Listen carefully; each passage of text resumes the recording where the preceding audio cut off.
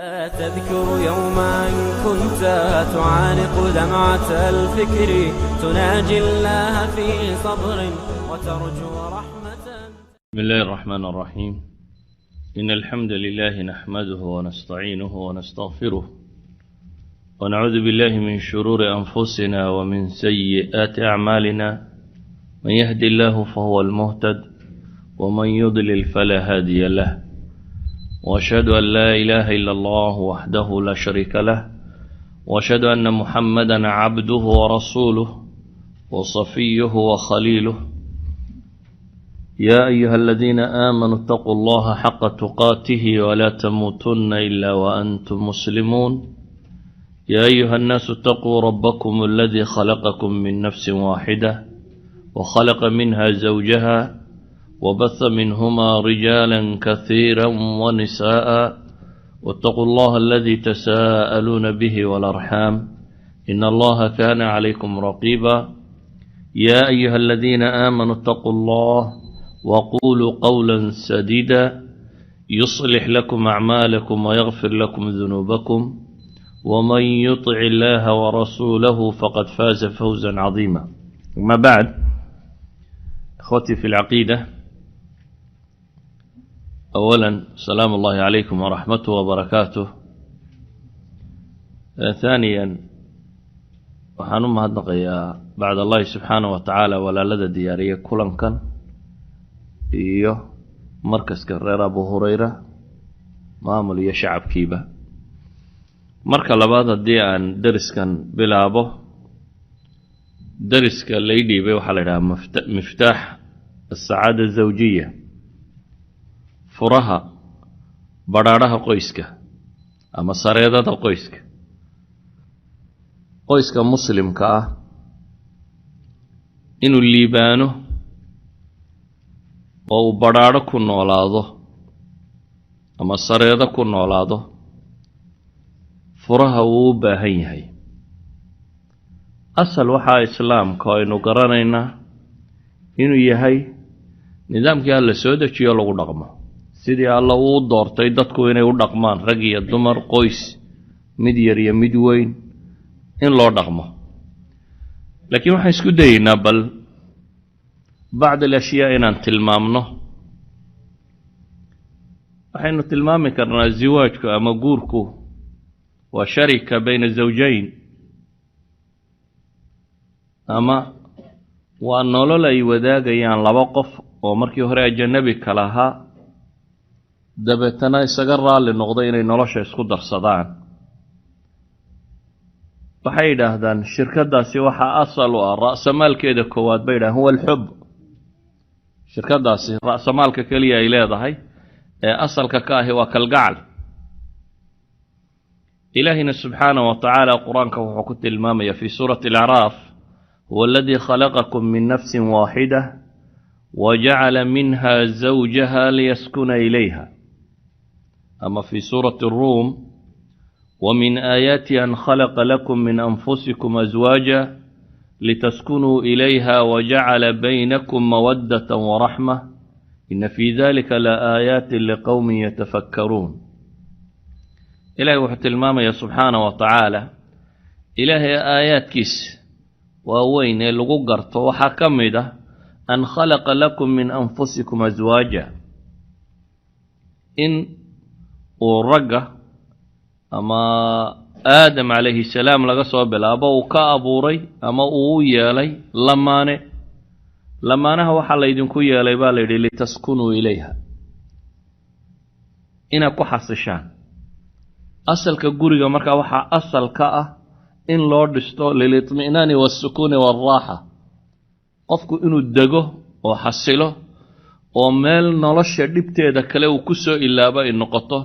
meeluu nashaad iyo firfircooni ka qaado marka uu ka baxaya inay noqoto. ilaahayna wuxuu tilmaamaya wajacala baynakum mawaddatan waraxma, dhexdiinnana waxa alla yeelay subxaanaه wa tacaala mawadda, kalgacal iyo naxariis baa la yidhi. kalgacal iyo naxariis. waxaynu markaa isku dayeynaa sida qur-aanku tilmaamayo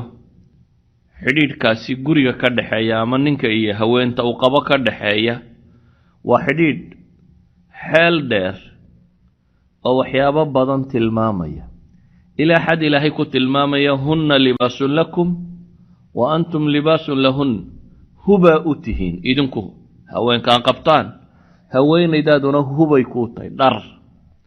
dharku qofka bini aadamkaahi 3 shay buu u qaataa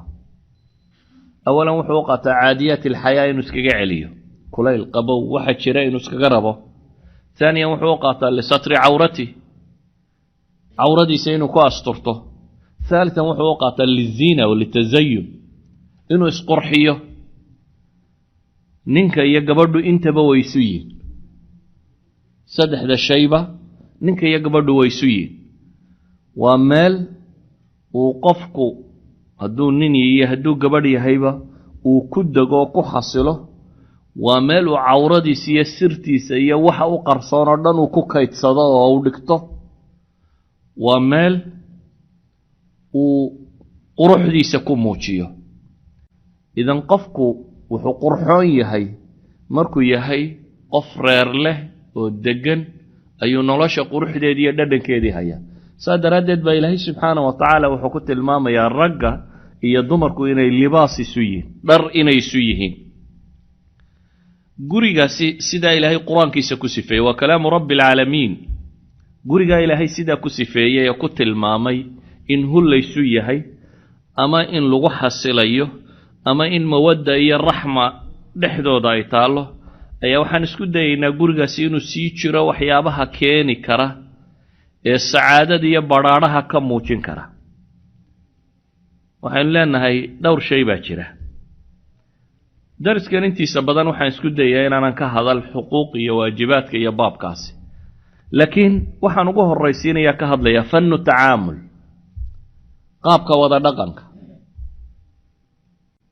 qaabka wada dhaqanku maadaama asaaskiisuba uu xub iyo kalgacal yahay waa inuu ku salaysnaadaa kalgacalkaasi iyo sidii loo xoojin lahaa jacaylkaasi ama kalgacalka ama isu hilowgaasi inuu beermo oo koro oo kobco sacaadadu markaa waxay ku xidhan tahay in laga ilaaliyo munaqasaadkiisa ama waxyaabaha waxyeelaya in la taqliiliyo kalgacalkuna waa wax la beero sideedaba xubbiga waxay yidhaahdaan kalgacalku waa tilka alxaala alatii tusbix fiiha sacaadatu shaksin aakhar daruuriyatan lak xaalad bay leeyihin qof kale liibaantii adiga ay daruuri kuu noqoto aad ku faraxdo qofkan aad kalgacalka u hayso ee jeceshahay waxaad la jeceshahay wanaag oo dhan waa xaala aad qof kale rabto liibaantiisu adiga ay ku farax gelinayso waxaan rabaa markaa laba dhan inaan ka sawiro dhan inaan ka sawiro ninka dhan kale inaan ka sawiro gabadha marka aan taa tilmaamayo awalan kalgacalka iyo xubbiga ninka iyo gabadha u dhexeeya inta badan dadku marka jacayl iyo kalgacal iyo muxibbo iyo cishq iyo warkaa marka la sheego dadka inta badan waxaa ku soo degdega caqligooda mas'alat aljamaal quruxda iyo dhismaha qofka iyo hay-addiisa nacam quruxda iyo cadamada iyo weynida iyo waxaasi waa fitrada insaanka bay ka mid yihiin sideeday fitriyan bay ay maxbuub yihiin waayo ilaahayba qur-aanka markuu inoo manno sheeganayo ee la sheegay xoolo in layna siiyey oo ilaahay inoo abuuray oo aynu wax ku raranayno oo ku guurayno ayaa la yidhi walakum fiiha jamaalun xiina turiixuun wa xiina tasraxuun qurux baa idinku sugan xoolu markay sii dareerayaan iyo markay soo dareerayaan baa layidhi yacni jamaalku waa shay fitrada asalka qofka bini aadamkaa ka mid a laakiin gurigu jamaalkaasi ku saabsan hay-ada iyo bidhaanta waxaa ka muhiimsan jamaalu lafcaal waxa la yidhaahdo quruxda dhaqanka ka muhiimsan quruxda dhaqanku ama jamaal alafcaal ayaa sameeya kalgacalka joogtada ah waayo jamaalka jasadigee sare ee muuqda waxyaabaha ugu horreeya ee lumaabuu ka mid yahay marka muddo la wada joogo da'baa iska socota سادرادد وترهلات بابا وموقالكي هore isbedel baa markiiba ku yimaada laakiin waxa loo baahan yahay in gurigu ku dhisnaade kalgacalkiisu ku salaysan waxa uu ka asala jamaal al-af'aal sida awgeed reerka saciidka ahi bay yiraahdaan waa reerka shuclat al-hubb aanay marna gamaarin shamaca kalgacalku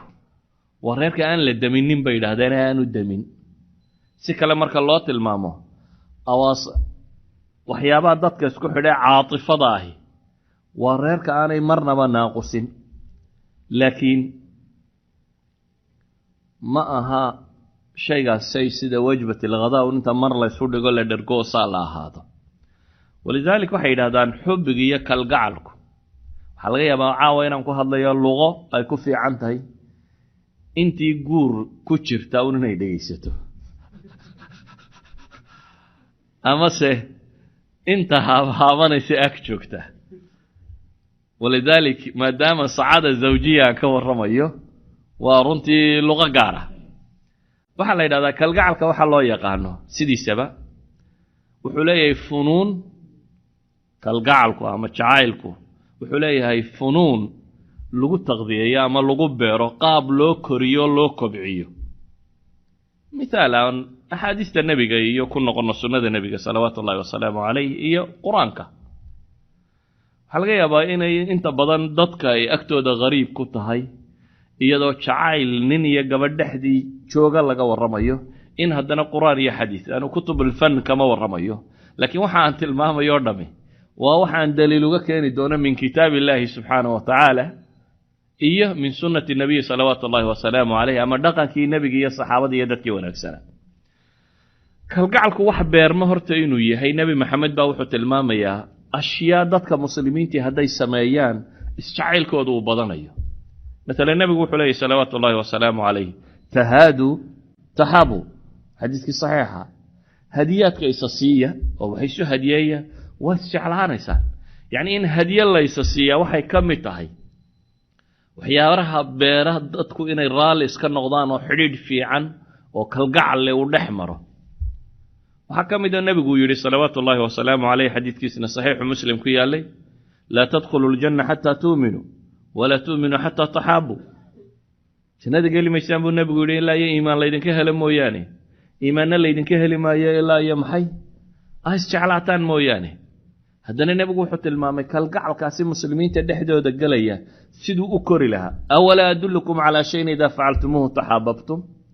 ما يدن تصيابوا النبي يقول لي صلوات الله وسلامه عليه أعمال يا أفعال هدا سميسان استعلانيسان وحو النبي يقول لي أفشوا السلام بينكم salaanta badiya salaanta waa kalaamka tayyibkii halku ka bilaabmo qofka walaalka ay markaa soo horbaxo assalaamu alaykum inaad ku tiraahdo waad u ducaynaysaa qofka intuu ku yimi assalaamu alaykum macnaheedu waxa weeyaan rabbi ha ku dhowro qofka intuu ka soo horbaxay kugu bilaabaya hadalka ilaahay baan ka baryayaa inuu ku ilaaliyo waa qofka kalgacal uu ku wado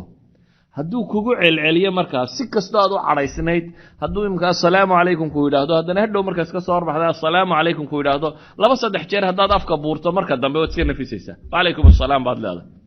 yani waa qof muslim oo markaa soo horbaxay ilaahay kuu baryaya rabbu samaawaati wal ardi qof kuu weydiinaya inuu ilaahay ku dhowro kama adkaysan karaysid marka dambe yani nabi maxamed wuxuu tilmaamaya salawaatu ullahi wasalaamu calayhi marka inuu xubbigu wax la beeri kara yahay dadku inay isjeclaadaan wax la beeri karo oo kalgacalku beerma inuu yahay bal quraanka ilaahay wuxuu leeyahay idfa' billati hiya ahsan fa idha alladhi baynaka wa baynahu adawa kaannahu waliyyun hamim ba ilaahay marka xuma lagu sameeyo wana kaga jawaaba ilaahay subhanahu wa ta'ala oo maxaa dhacaya fa idha alladhi baynaka wa baynahu adawa ki colaadu idin dhaxaysay wuxuu noqonayaa buu ilaahay leeyahay kaannahu waliyyun hamim ay sadiiq qariib oo ku jecel ayuu soo baxaya qofkii dhibta kuu geystay ee ka filayay inaad ka aargudato ama aad ka aargoosato ama aadna على الأقل فإن عاقبتم بمثل إنه سجيي أنتي وكوجيستي إلا على الأقل إن أدو جيسته هداد وليبا وناقو قشه وهي كإنسان يساقفك أكتس إن الدبلغ قصة هذا القادم دائما يساقو حكو إلى هذا ويرى ورنك سأبال بيقول بران وحا كسميو هدنا ونقاسو إيقالي سدرادين محن مسائل كانوا تلمامي وحويان حبك فطرك يا هوري والله يا با إنان كستو isguursanaya يا markay isguursayin in kal gacal fitri dhexmara waa suurtagal laakiin inuu kaasi joogto ahaado oo gurigan isaceelkaasi uu ku noolaado oo haday dadku gaboobaan oo la gaboobo oo sidii jaceelku u jooga wuxuu u baahan yahay afcaal iyo dhaqan abuuraya inuu kal gacalkaasi joogo waa taa mas'alada u baahan markaasi in wax la iska weydiiyo oo la tilmaamo وتا مسألة أن اسكو دايا marka wixii alla ka fudaydiyo subhanahu wa ta'ala inaan soo naqliyo ama soo guuriyo idan kalgacalka qoyskiyo gurigu waa matlab ama waa arin u baahan sanaaca mushtarika bayna zawjayn waa shay u baahan ninka iyo gabadhuba inay wada beeraan waxaan isku daayay marka kalimaat alhub والعاطفة الجياشة أي كم موقته إن انكسر نقليه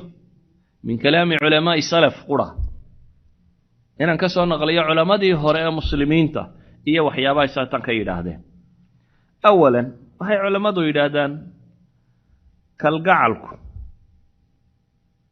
كو أنين إيه قبردو خلقانو قبردو هوينيدو إنين كيدا شعلاته وجعل دبا جعلاتا ومن الدين وانا الصفة ننكنا وجعليه دو قبرديسا كالقعل كو هايستو هي جعيل وكدريميو ووحو ننكو جعليه تا وحا الدليلة إلهي القرآن كمركو السفين يي دمرك الجنة جوغا وأي كمديهين دمرك المؤمنات كاهاي الدنيا إيمان كل انت أهلو جنان نغضا كمده dumarkaasi jannada jooga ilaahay markuu sifeeyay subhanahu wa ta'ala wuxuu ku sifeeyay inay yiin kuwa ragooda jecel inna ansha'nahunna insha'an faj'alnahunna abkaran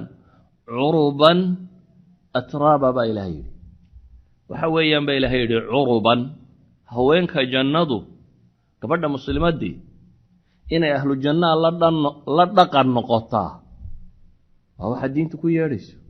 أنا أهل الجنة ودقق في عن جنة وحيا الله ودقق ونكسن سدرادات قبضة مسلمات الدنيا تشوكتانا إن الدقق كانوا كليا لتا وشيء مطلوب له بهاي ولولا هدي أنو أهين ننكو متكفر حيا إن هوانتي سوتشعشي هدانو أهين إلهي وقماش يجن نمعضة وجنة كوها ليانيت يعني ميا الله أوران لها جنة نمعوين كذا نمعوين هو اللي سوى حكمي ده لولا أنا يهين من فطرتي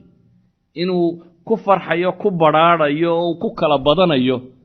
هذا هوانتي سكب مغطرقا أما هذا أما صعد أما موقال أما وح سوتي تو موتشينا يين يتعشى هذا كم مغطى سلا وجد فالكتب التفسير عن تلمامه كلمة عربا أو عربا لبدا قراءة كادون تباخري واسكميده واحد هذا المفسرين تشنق والبيكلة ينبولي ابن القيم في زاد المسير كيسة قولك كواذا علماء كفسرين وحكم ده العرب وحوي ينبولي أنهن المتحببات إلى أزواجهن وسيدة وعوفي بن عباس كورين أيه وأنا قولك ومجاهد لقصر نقلين أيه سعيد بن جبير ابن قطيبة إمام الزجاج علماء صورنا باي كتكتي وحليه هي عروبا تهوينك جنة لغو شيغي وحويا أنهن المتحببات إلى أزواجهن وشرح دون وقوة استعليسينية رقودة قولك اللبات وحو أورنا يا عربك يكون فصيرينا أنهن العواشق وقوة إيجا عشق وهيبا كيه رمحولها وقوة استعليسينية من كده كان وحليه يضع لفتيده أي عشق وهيا وأنا سيدة ابن عباس علي بن أبي طلحة وكورين أيه وأنا قولك وكنت غي حسن يا قتادة يا مقاتل يا مبرد يا مجاهد لفتي سو قول بعد أولي قولك صدح هذا عربا وحي كنت المامان الحسنة التبعل وقبض الصدف في عن ولدق أنت نين كيده اسنا أبو صالح يا ابن عباس كورين يا ابن عباس صدح قول بولا كورين يا مركا وأنا قولك كنت غي أبو عبيدة qowlka afraad ee masalada tan ay ku tilmaamaan waxa weeyaan oo Ikrama laga wariyo alghanijaat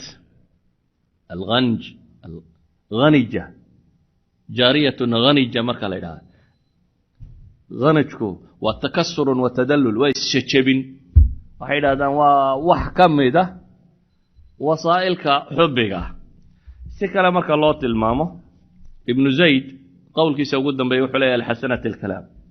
axad almufassiriin مثلا haddaan aqwaashiisa soo guuriyo ibnu cashuur fi tafsiirih wuxuu odhanayaa curub waa jamcu caruub bifatxi alcayn ويقال عربة بفتح فكسر فيجمع على عربات كذلك وهو اسم خاص بالمرأة وقد اختلفت أقوال أهل اللغة في تفسيره وأحسن ما يجمعها أن العروب كلمة تنوح لي وكلمة دمر كوكارة ولغو صفية أهل العلم وما أهل اللغو مركا يفسر أيانا معنى يالك لقد سميت المامان بوري لكن وحان شيء يا بوري وحكل مية haweenkan jannada sifadatan lagu sheegay caruub gabadha lagu sifeynaya macnaheedu waxa weeyaan buu yiraahdaa almar'a almutahabbiba ila arrajul waa gabadha ninkeeda isjeclaysiinaysa aw allati laha kayfiyatu almutahabbiba buu ama waa gabadha dhaqankeedu uu ka muuqdo inay rabto ninkeedu inuu jeclaado wa in lam taqsid at-tahabbub buu leeyahay ومحوكة المامية وحلي بأن تكثر الضحك بمرأة الرجل أو المزاح أو اللهو أو الخضوع في القول أو اللثغ في الكلام بدون علة أو التغزل في الرجل والمصاهلة في مجالسته والتدلل وإظهار معاكسة أميال الرجل لعبا لا جدا وإظهار أذاه وحوكو فسر يا شيخ ريولي عروبك وحلي هذا قبدا من كذا استعلي سينيسة ama uu ka muuqdo dhaqan muujinaya inuu ninka kane jeclaado ha noqoto buu leeyahay dhaqankaasi mid ku saabsan qosol ama kaftan ama hadalkoo la jejebiyo ama wax tagazul tilmaamaya yacni wuxuu tilmaamayaa un kayfiya wuxuu kala soo guuriyo uu yidhi waa waxyaabaha marka ay mas'aladu xaaraantatay qur-aanku uu diiday yacni mas'alo ogsoonow xalaasha iyo xaaraantu gabadha ajnabiga inay hadalka jejebiso ama ay ka muuqato inay ninka doonayso ama waxaas oo dhan waa xaraan quraankuna si cad ay nusuustu tilmaamaysaa cagsigu waa xalaal bay culimadu leeyihiin marka cagsigu waa matluub yani nabigu halku ka tilmaamay ninku hadduu gabadhiisa u tagana ajar baa loo qorayaa waxay yidhahdeen oo marka inta shahawadeedu gudana ajarna oo haddaa la tagtaan buu nabigu yidhi maxay حاران تطلق تنتم يندب الذين قرين ولذلك أي ابن عاشور وحليه وسيد إلهي بليه فلا تخضعن بالقول فيطمع الذي في قلبه مرض وحل إلى هذا الكهتش بالننا أو يؤذن طلب كي قلبي سبكي لكن مركي شوكت الله بدي حلاشها هذا الكوين يتشبسا سوء طلبه كي حلاشوها وحي ممنوع طهي محي خارج الزواج إن وكا كان لطماته أما سيلاهي وحليه ولا يضربن بأرجلهن ليعلم ما يخفين من زينتهن عقا يدولك كنت منها وانتو مركا هالكا مريسو سلا مقلا محي شنشمه هدية وحي سيدته هدي قرية شوكتو ودقية دي لتشوكو عقا يميشي تشبين كرتبها تشبيسو سيو ودقية دي ويسو تشبين كرتو يعني waxa aynu leenahay khaarijka mamnuuc buu ku yahay wuxuu noqonayaa maxay fi baytiha inuu noqdo shay diin ahaan ku bannaan bal acmaasha ay tilmaamayaan ikrima wuxuu kaloo ku tilmaamaya alcaruub ay almaliqa buu leeyahay maliqu waa kelmaddan idhaa hebel waa mutamalliqa halka ka timi maliqu waa qof hadalka jejebiyo oo qofka isu dhul dhigo oo duceeyo oo intii loo baahnaa in ka badan bay yidhaahdeen ama markay joogta bay leeyihiin beydka ninka iyo gabadhiisa haweenaydu inay dhul isdhigto oo ismiskiiniso oo ducayso oo barido oo odaygeedii hiya almaliqa buu leeyahy hiya alcaruub ayuu ku fasiraya bale culamada qaarkood ka fog baabay ku fasireen oo waxay yidhaahdaan caruubnimadu hiya alghalima bay yidhaahdaan halimaduna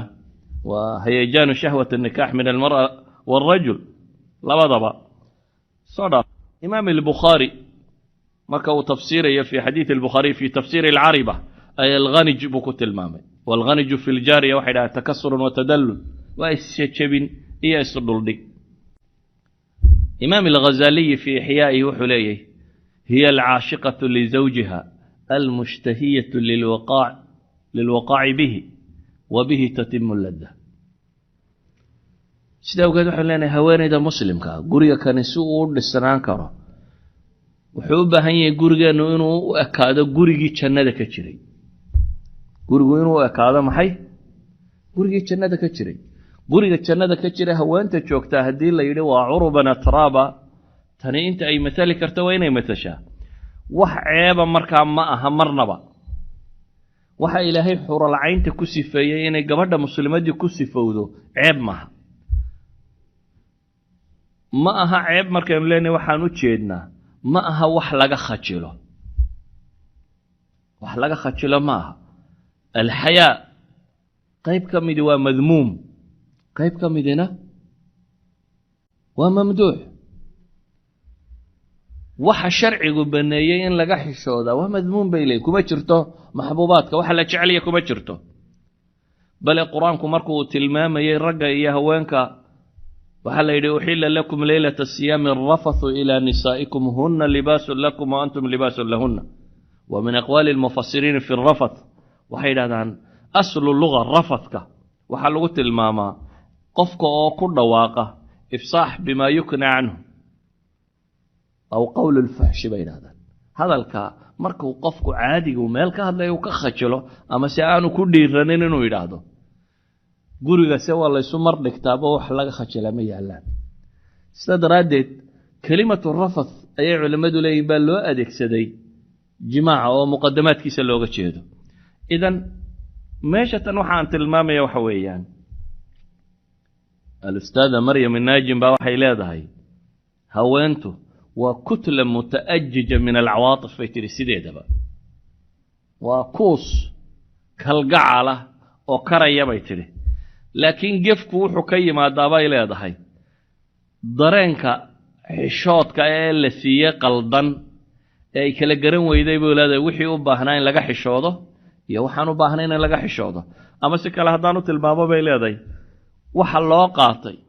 in qofka waqaarkiisa iyo simadiisa iyo shakhsiyadiisa iyo deganaantiisa ay wax u dhibayso cilaaqada zawjiga waxa ku salaysane ee baabkani waxba uma dhimaan bal waxay dhahdaan gabadh badawiyadoo reer miyiya ayaa qamiis cas iyo waxbay qaadato xinxinaysatay dabeetana tusbax bay qaadatay baa la yidhao meel bay fadhiisatay way wardiday qolaa waxay ku yidhaahdeen ma abcada haada min haada labadan awdoodo kale foga inaad cuscusburato oo maryaa xidhxidhato oo iska dhalaaliso haddana aad wardi meel la fadhiisataa waa laba kale fog bay ku yidhaahdeen markaasaa waxay tidhi bay yidhaahdeen beyt ay leedahay lilaahi minii jaanibun laa udayichu walilahwi minii waalkhalaacatu jaanibu waxay tidhi ilaahay dhan buu igu leeyahay aanan rabin inaan dayaco dheeldheelkiiyo maradhigadka ninkayga xaggiisana qayb bay igu leedahay iyana aan la rabin inaan dayaco bay leedahay yacni labaduba waa bannaan yihiin tanna waa baab kale oo ilaahay banneeyey markay gurigayga joogo kanina waxa weeyaan bay leedahay wardigii aan u haynayey oo aan baryayey walidalik ayaa ibn casaakir baa wuxuu soo naqliyaa bilaal ibn abi barda ibn abi muusa alashcari waa taabicii abu muusa alashcari baa awowgiisa saxaabigii la odhan jiray saxaabada nebiga ka tirsanaa isna amiiru basra ayuu ahaan jiray ayaa qolo julasadiisoo la fadhidabu wuxuu ku yidhi ma alcaruubu min annisaa war qur-aanku waa kan curuban atraaban sheegaye haweenka waa tee ta caruubka ahay qaale famaaju dadkii waa buuqbuuqeen markii ninkii ugu weynaabe amiirka magaaladan uu kelmadda tan weydiiyey waa la buuqbuuqay dabeetana waxaa soo galay baa la yidhi isxaaq ibnu cabdallah ibnu alxaarith ibnu nofal ibnu alxaarith ibnu cabdilmuطalib ibnu lhishaam ayaa soo galay in haashimiya nebi maxamed ay isku abtirsan yihiin calayhi salaatu wasalaam oo isna culammadii wakhtigaa joogtaya dadkii markuu ninkan uu soo galay buu wuxuu yidhi qad jaa'akum man yukhbirukum fasaluuh وارهدو يما هذا نين كور رميا يسجى ويديه بكويد هذا يدنكو كور وريكتين وشيء ويدين كان أهل البيت كابا كور رميا ويديه بكويد وما حيبا اللي يدو حدا الخفرة المتبذلة لزوجها واتا حشوت كبدن مركي ماشي كلا شوفت من كده مركي شوفتنا واتا وفرفرنا ومردقتا يصدق دكتا دبتنا قبي بوتري ولاي واتا اللي يدي يعربن عند بعولهن إذا خلوا وإذا هم خرجوا فهن خفار markay ragooda la joogaana waa curubka kuwa lagu tilmaamay xagga dibadda markay u baxaana waa khifaar yani alxayaa shadiid wala ila khufriga waa kuwa aad u xishood badan sidawgeed waxaynu tilmaamaynaa gurigu si uu u dhisnaado oo guri saciida uu noqdo waa inuu noqdaa guri kalgacalkiisu uu joogto yahay كما ورمينه عشرة أهيد بالمعروف اللي قلنا قم يباب كاسمها باب كأنه تلمامينا سأوجد بالنبي صلوات الله وسلامه عليه سنوح تلمامي حديث جامع الصغير كقرن صحيحة أو الباني كتلمامي ألا أخبركم بنسائكم من أهل الجنة ما يدينش يقابل النبي صلوات الله وسلامه عليه هوين كنا أهل الجنة ضاء صفة كواد ونبي سيوح كشجع الولود العؤود على زوجها التي إذا آذت أو أوذيت جاءت حتى تأخذ بيد زوجها ثم تقول والله لا أذوق غمضا حتى ترضى النبي عليه صلوات الله وسلامه عليه هوانك نكو أهل الجنة وحوينا الودود واطني كذا جعل كبار كسي فوضى جعلك كان أهل الجنة هوانك مسلمات كدنيا الشوقة جنة قلية صفدي لوجوه الرئيسية وحكم دينا نقطة محي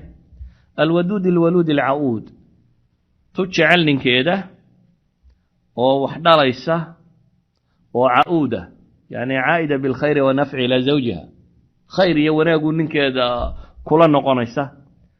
تهدي أي واحد انتو أما يضل ديبه انت إنك كده قعنت قبطات هذا والله أنا وحبر ضمنني لا ترالي نقطة موياني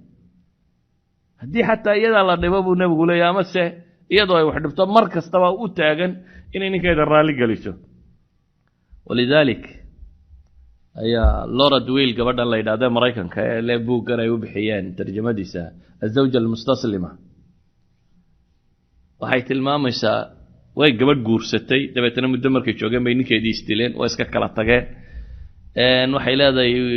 nooc min feminist groupyada iyo baabkan bay ku soo kortay in ninka iska dhiciso iska celiso waa kaasi markii dambaan waxaan fakiray bay leedahay raadiyay maxaan anigu ninkeygii u waayay reerahan jaararkay dadkan inay wali xaasaskan isu qabaan dabeetana questionnaire bay qaadatay interview bay qaaday interviewgeedii waxa uga soo baxay reer kastoo dhisan inuu yahay reer isu jajaban oo haweentu ay tahay mid ninkeeda jecel oo u jajaban oo waxba ku qabsanin ولذلك بقى waxay qortay book ay dhaadaan tabcadi koowaad ba 100 kun oo xabaa la qaatay ay u bixisay المرأة المستسلمة استسلمي لزوجك bay buuga fikradiisa dhameeynta ninku waa libaax bay leedahay hadii aad isku soo taagtana wuu ku cuni hadaad u jajabnaatana afkiisa aad kala bixi bay leedahay waxa ku jira sida daraadeed jajabne isdhiib bay leedahay wax kasta waa lagu siinayaa hadaad adigu isdhiibto wax kasta waa lagu siinayaa idan qofka muslimka ama reerka muslimka ah waa reer kalgacalkaasi uu u dhaxeeyo waxa laga yaabaa inaan waxoogaa tilmaamay caruubnimadii iyo waduudnimadii bal dhanka kale aan tilmaamo waliba marka aan tilmaamay waxa laga yaabaa kutubtan baababkan ka warantay dadka kale qoraan in afkaar khaliya un la qoro aan tusaalayaal wadan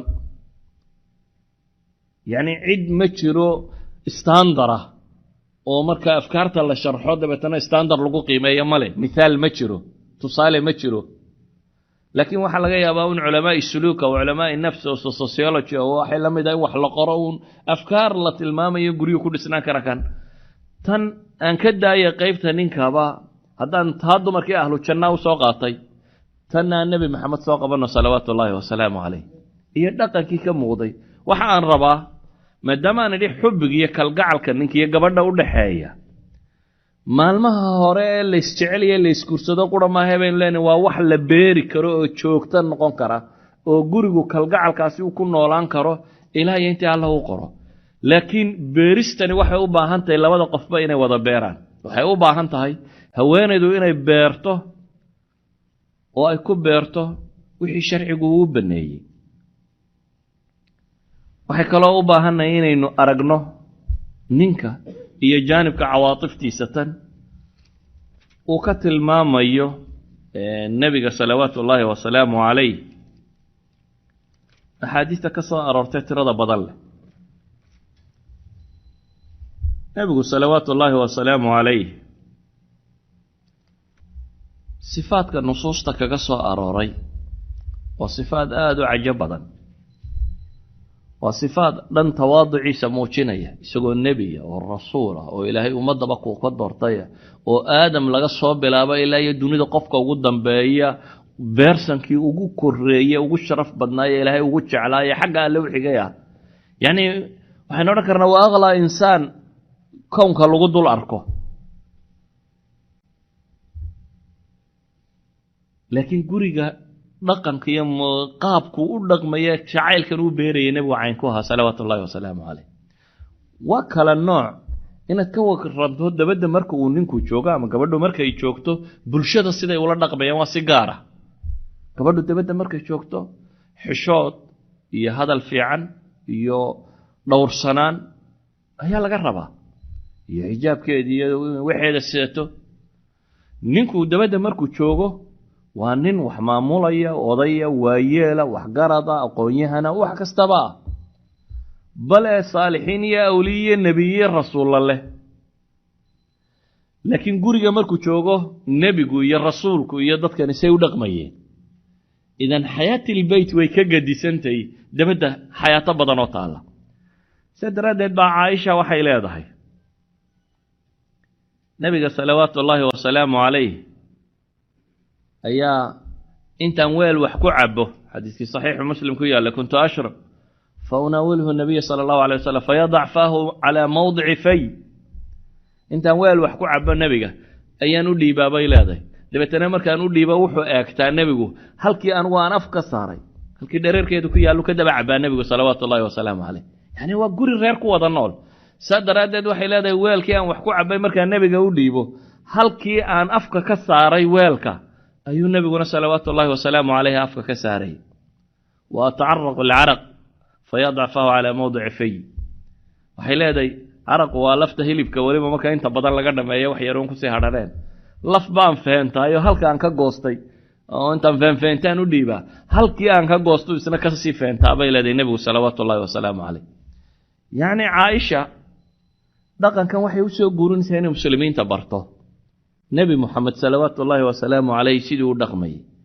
waxay tilmaamaysaa guriga siduu uga dhaqmay inay ahayd weelkaa haweentiisii wax ku cabtay halkay afka ka saartay inuu afka ka saarayay waxay tilmaamaysaa iyadoo xayd leh inuu dhabteeda ku tiirsanayo oo ku jiifsanayay xadiidkii saxiixu muslim ku yaallay kaana rasuulu llahi sala allahu alay wasalam yataka'u fii xijri wa ana xayd nebigu salawaatu ullaahi wasalaamu calayh dhabtayduu ku jiibsan jiray bay leedahay anigoo xayd leh waxay tilmaamaysaa nebigu salawaatu ullaahi wasalaamu calayh idaa kaana bileyli saara macah xadiidkii bukhaari habeenkii bikinik baanu wada bixi jirnay bay leedahay nebigu waa israaci jirnay litanazuh waa nebi iyo rasuul weliba goormo jooga dhowr iyo konton jira odhan anugu oday baan ahayoo dee dhallinyaradaa raacraacdo islaamaha anugu ma dabagala maaha waa nebi rasuul ah oo dhowr iyo konton jira calayhi salaatu wasalaam oo la socda haweenkiisa tii u da'yaray gabadh dhowr iyo toban jira la socda waa madiina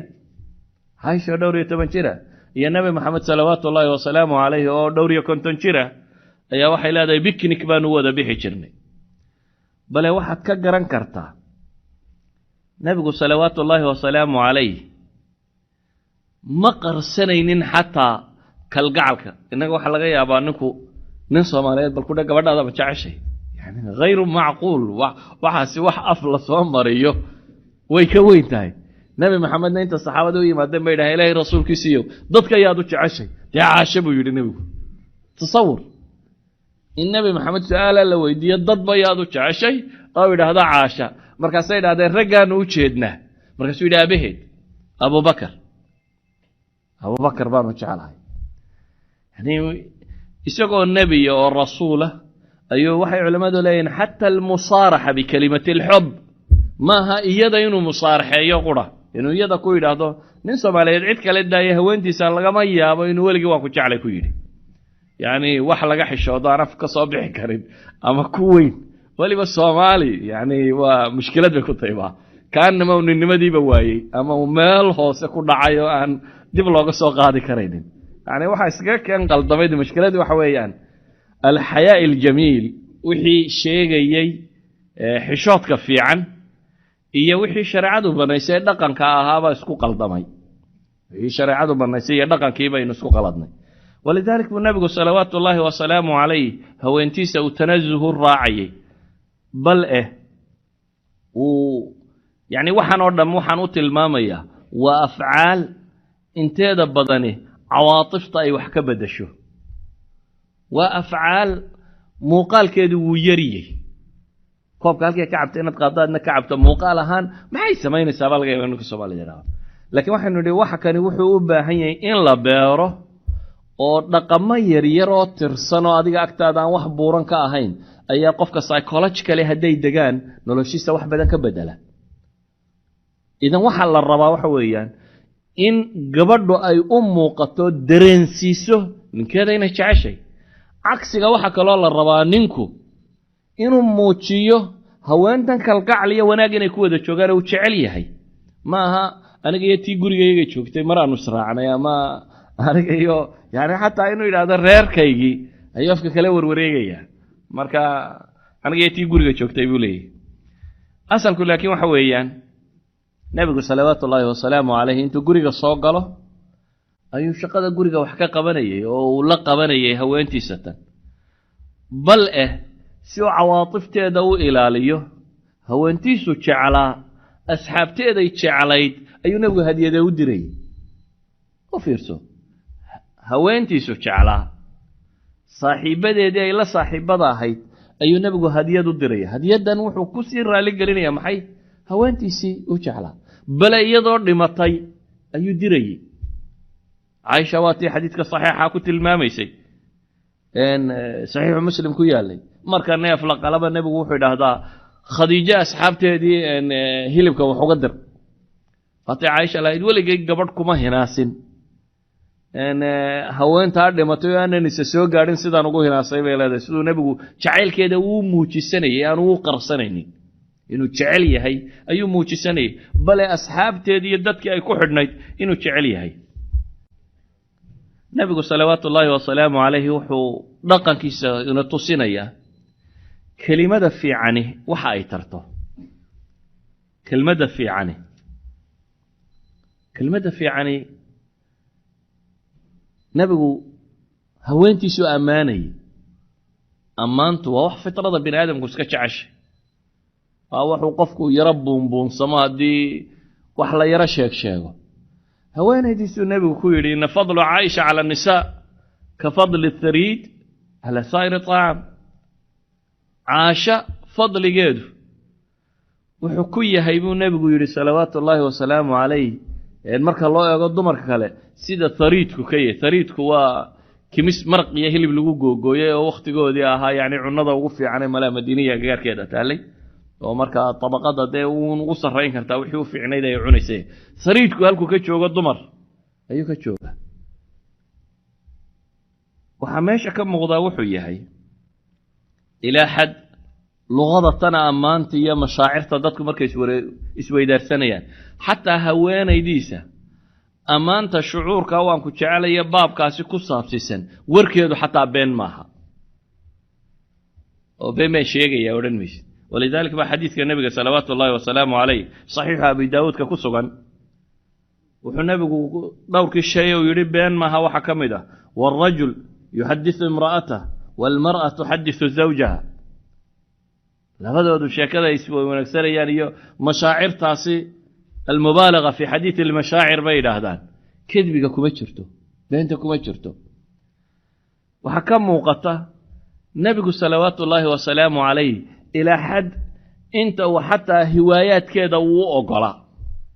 qofku waxa laga yaabaa nooc min alhiwaaya wax uu jecel yahay inuu iska jirto caasho inan yar oo dhowr iyo 10 jir oo dhalinyaro ah waxay lahayd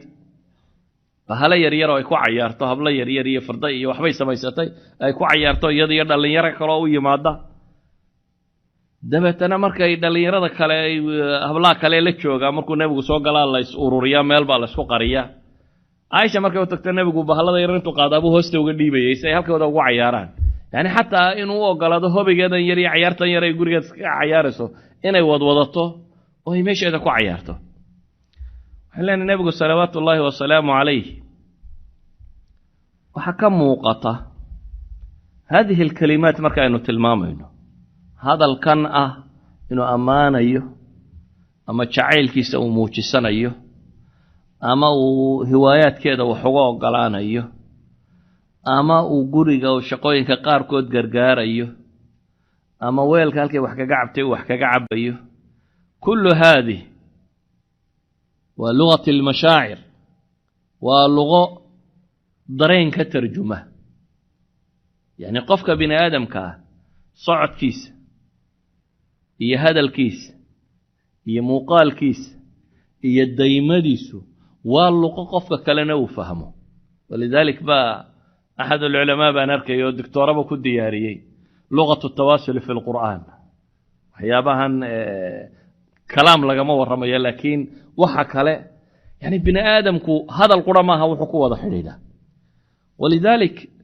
مركي قرية الدبادة اللي قد شوقه وحلا ممنوعي هوانتو إن يستحش مالا وصع طبعا لأمري وحلا لي وحي ستشبسا qofka kale ishiisa soo jeedanaya cagaa dhulka lagu garaaciyo waxa soo dhan baa la mamnuuc waayo waa lugha isjabintani waa lugha kabahan dhaadheer la qaadanaya waa lugha kabtan dheeri marna way sanqadhaa dhow kabnino sanqadhaysa weligaa miyaad aragtay maxaa kabaa dumarka sanqadha loogu yeelay waa gabadh kule halkaan maraya ay soo eeg nin kab dheer oo dhow le arki maysid weligaa waa falsafa yani maxay yiraahdaan style engineers ku waxay dejiyeen weeyaan qolada fashion ka samaysa kabtan dumarku inay maxaa loo dheereeyay waa litamayul kab dhulka ku naban hadii la siiyo iska digdigleynaysa caado u soconaysa laakiin inay ruuxantaa la rabaa in jirkeedu dhaqdhaqaaqo tamayul u dhaco dabeetana kab dheero wala waxa soo dhamay dabada waa ku mamnuuc waayo waa luqada tawaasul bay kamatay waa afka lagu wada xidhiidho waa luqa kamida luqadka bini aadamku uu fahmi karo ee ku wada xidhiidhi karo هذه اللغة بيتك ويفسحنت إذا نك يا جبردو دايما دايمودين بي وحسكو فهمسين كران هذا لا يتريا وكوكو سلايا ما وكفر حي أما أي رالين ما وكموشي مرا أي حدتي أما وحدي عبر استعمال شيء إرأي أي كتري قاب يقول هذا ودح سعطي all these kinds ولغة التواصل واللغة إنه لأنه وحي بيري كرتا يعني مشاعرته هذا القرآن لقوم موجي حتى هدان وان كجعل يافك كصابحين وين كصابح هذا دقن موجينية إنها تعيشها وين اللغة التواصل أي شرتها وحيابها كانت المامية سيد الدراديد لغة مركان كور رمية وحنا دري وحن جعلي إنه ندتكي قري لها أي هين دتك ما شريت كان دقي سنة يا ما داونا يا ما شوقة وايو لغة تاني واللغة عن لو قلين خارج البيت نيو بحضه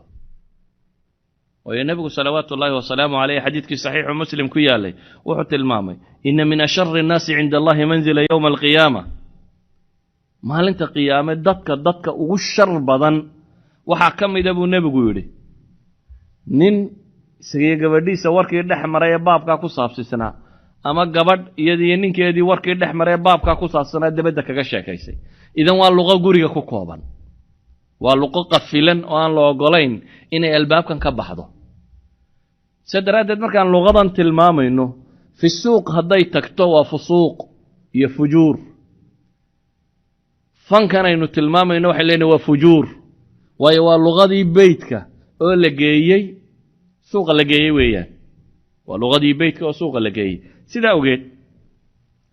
أيو النبي محمد صلوات الله وسلامه عليه وحكوت الماما يا وركاس باب كان كصابسا نين إيا قبرديس أما حاسكيسي بانو جيدا نين إيا هوانتي وقباي دحمري inaanay marnaba bannaanayn in dabadda lagaga warramo lagaga sheekeeyo haddii dabadda ay noqoto wax lagaga sheekeynayo inay yihiin min asharri nnaasi cinda allaahi mansilatan yowma alqiyaama dadba kuwa ugu shar badan ilaahay agtiisa maalinta qiyaamo waa luqa marka aynu leenahay waxay u baahantahy in ay ku koobnaato beytka luqadatan cutuurta iyo waxaan la ismamnuuriya caaisha waxay leedahay xadiiskii saxiixu muslim ku yaalay waxaad moodaa inaa nebi maxamed arkayo oo fii mafraqi ra'si tiibkii iyo wixii uu ismariyey ay kaga yaaliin yani suu nebigu isu qurxin jiray ama uu jeclaa gurigiisa iyo meelihiisa markuu joogo in cutuurtiisa iyo wixiisa kani inay ka carfaan inuu gurigiisu waxaan leenahay luqadatan iyo warkan aan tilmaamayo o dhami waa war ama waa dhaqan iyo afcaal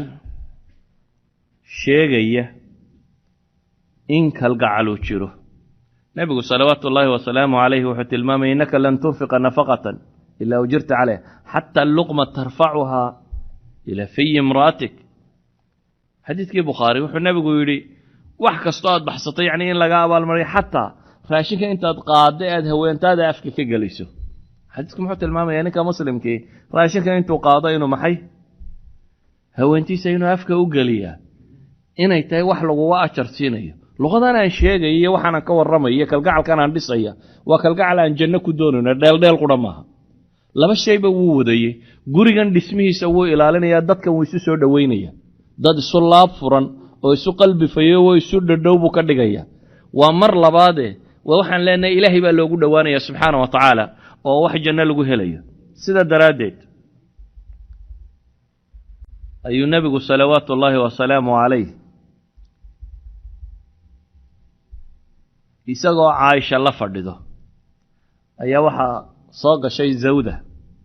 haweentii ugu weynayd haweenku qabay nebigu iyo tii ugu yarayd weeyaan oo laba xaasoo nebigu qabo midna waa tii u weynayd midna waa tii u yarayd labadiiba halkan bay fadhiisteen labadiisa addin buu midba mid saaray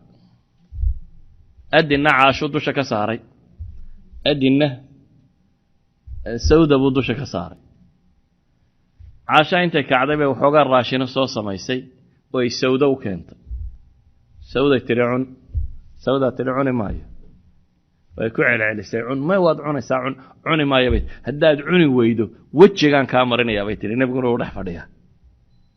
sawdaa tiri cuni maayo caasha intay raashinkii badh qaaday ayay sawdo wejiga ka marisay nebigu salawaatu ullaahi wasalaamu calayh labada addin buu markii hore ku hayey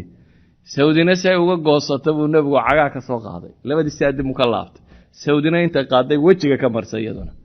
yacni waa gurigii nebigaa lagu cayaaraya oo sawdina caaisha cunno wejiga ka saartay caaishana maxay sawda cunno wejiga ka saartay waxaan uga jeedaa waxa ay tilmaamayaan qadaayaadkani in la beero ama se la kobciyo kalgacalka u dhaxeeya ninka iyo haweenka isqaba saa daraaddeed buu nebigu salawaatu ullaahi wasalaamu calayh xataa safarka markuu tegayo haweenkiisa intuu qori tuuraa buu tii qori tuurkeedu u soo baxuu ka haysan jiray inay safarkana xataa ay la socdaan luqaadkani waxa ay sheegayaan bayn leenay waxaa laga yaabaa ninka soomaaliyeed inuu carruuro u arko laakiin ninku gurigiisa markuu joogo waa ilmo weyn waa carruur halkan inaad ku carruur ahaataa loogu talagalay sida daraaddeed buu nebigu salawaatu ullaahi wasalaamu calayh caaisha intay dabadda u soo yaro baxeen buu yidhi inaken beratanne waxaashoo inan yara waa la beratamay markaasay ka dheeraysa muddaa la joogay maalin dambe oo haddana safar la jeegaa buu yidhi caasha maantana waa beratamaynaa inakeen waa yaro marmarsato may waa beratamaynaa buu yidhi ina dhaqaaji waa la beratamay markana caaisho waa yaro cuslaatay oo inantii yarayda fududayd maaha sidii hore waa iska beddeshay dabeetana wuu ka dheereeyey nebigu intuu ka dheereeyey buu weliba yidhi tilka bitilka taatii u tuur buu nebigu yidhi salawaatu ullaahi wasalaamu calayh yacni midkeen baa arki kari lahaa isaga iyo haweenaydiisu intay dabaddaa u yaro baxaan inay baratamaan yacni waxaa laga yaabaa inay suuradda ninka soomaaliga agtiisa taallaa inay tahay ninnimo la'aan ama waxaan yacni dhaqan nin weynu dhaqmo waa dhaqan nebi anigu waxaan ka warramaya waxaan idin mithaalka kama bixinayo cid kale tusaale kama bixinayo waa tusaale nebi moxamed salawaatu ullaahi wasalaamu calayh oo ah bashariyada ciddii loo soo diray inuu hago ilaahayba wuxuu abuuray ku ugu jeclaa subxaana wa tacaala makhluuqaadka basharka loo yaqaano sida daraaddeed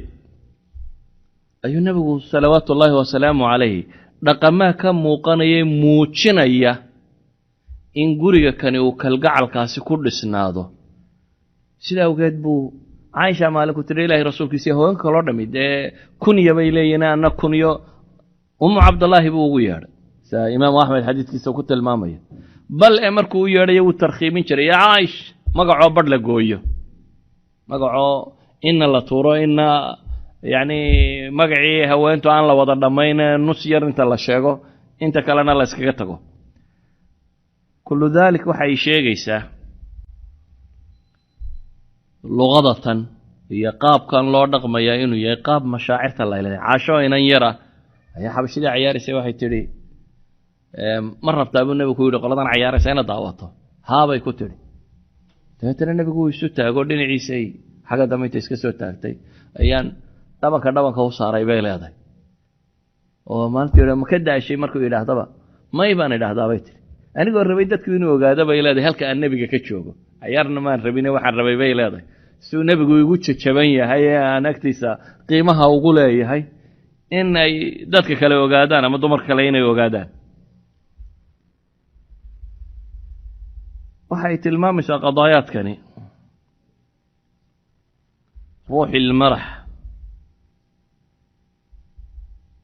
in ay ku jirto inay ku jirto inuu nebi moxamed leeyahy khiyaarukum linisaa'i xadiiskii tirmidi ee albaani saxiixa ku tilmaamayay waa idinku fiicane waa kuwa dumarkooda ugu fiican baabkan waxaad moodaa inaan tilmaamay mithaalkii koowaad waxaan idhi muftaax asacaada zawjiya waa shirkad reerku nin iyo gabadh isku darsadeen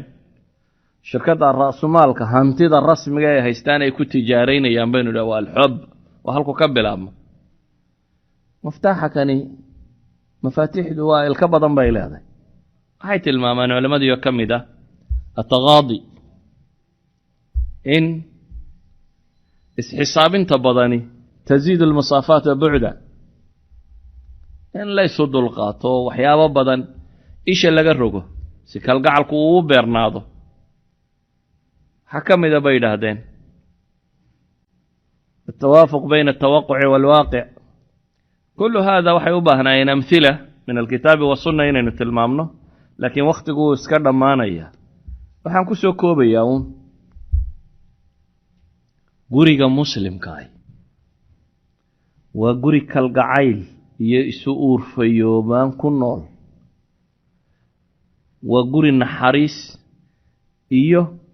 mucaamaladii fiicnayd ee nusuusta qur-aanka iyo xadiidku sheegaysa ee ixsaan iyo iithaar iyo wanaaggaas oo dhan jira cadaalad iyo raxmo iyo waxa qur-aanku sheegaya o dhan waayo waa meesha la rabo in lagu barbaariyo ubadka bulshada u soo kacaya oo ubadku inuu guriga ka yimaado isagoo yaqaana macna alxub iyo dadka kalgacalka loo haynayo naxariista cadaaladda dhimirsanaanta cafwiga tasaamuxa kullu daalika nusuusta qur-aan ee tirada badan le ay sheegayso ee lagu yidhi dadka kale kula dhaqan waxa awla u ah oo ugu horreeya inaad kula dhaqanto maxay taa nolosha wadaagtaan haweenna waxaan ku soo koobaya iyada nebi moxamed wuxuu yidhi salawaatu ullaahi wasalaamu calayh gabadh baa u timi dabeetana danay lahayd baa ay ka waraysatay markay dhammaysatay wuxuu ku yidhi nin ma leeday haabay tiri saa isku tihiin buu yidhi arrinkiisa saa tahay waxaanu taag waaye mooyaane wuxuu u baahan yahay uma meel yeela bay leedahay yacni wax kastayna raalli gelayaa baan isku dayaa wuxuu nebigu yidhi ku dadaal isagaa janniya naartaadiiya buu nebigu ku yidhi idan haweenayda ninka waxa caan ka ah atakabur bay dhahdaan iyo alkibriyaa markaa wuxuu isleeyahay armaad haddaad waxan yarra samayso lagu yasayaad hoos u soo dhacday waa cuqdatu naqs ragga ku jirta bay dhahdaan cagsiga dumarka bay dhahaan waxaa ka asalaa sulukiyaadka lagu yaqaano alcinaad madax adeygoo ninkan haddaad dabadabasani badan uu kaa arko uu ku gumaysanayaaye dee aad wax iska dhicisid laakiin guriga dhabtaahi waa gurigaan labadaa midna oolin ninkuna markuu guriga joogo isla weyniyoo dhan uu ilaabay haweentuna markay gurigeeda joogto daaco dhammaanteed ay la timi ay haweenta waxaa laga rabay xadkuu nebi maxamed tilmaamay salawaatu ullahi wasalaamu caleyh mucaad ibnu jabal markuu shaam iyo meelaan ka yimi uu arkay qolo boobabkoodii iyo wadaadadoodii u sujuudaysay uu nebiga yidhi adna aanu kuu sujuudno oo isku dayey wuxuu nebigu ku yidhi salawaatu waxaanaad samaynaysaa waa maxoo qisadii buu u sheegay nebigu wuxuu ku yidhi haddaan bashar uun fari lahaa inuu bashar u sujuudo bini aadam uun haddaan odhan lahaa bini aadam sujuuddu waa maxay sujuuddu waa meesha muujisa inaad ogoshahay ilaahay inaad addoonkiisii tahay waa waxa muujiya jidhkaaga halka ugu qaalisan ee ugu sarraysay aad haysataa waa wejigaaga aad soo nadiifisay ka dhalaalisay markaad halkaad cagaha ku haysay saarta macnaheedu waa maxay waa ilaah waa isu kaa dhiibay waxaan ogolay inaan addoonkaagii ahay waa calaama lilistislaam waxaa la yidhi haddii bashar uun la odhan lahaa bashar adna madaxa dhulka u dhig haweenkaa la odhan lahaa raggiina u sujuuda idan haweenayduna cinaadka ha iska dayso ninkuna takaburka ha iska daayo guriguna kalgacalkii maalintii arooska laga ololo ahaa lagu dhisayey maalinta xabaasha la qabanayo inuu sidii u jiraabaa loo baahanyay ma gaboobe ha gaboojinina wallahu aclam billahi tawfiiq فعاش القلب إخلاصا وصرت تحوم كالطير تحلق في ثقافات وتنهل من ربى الخير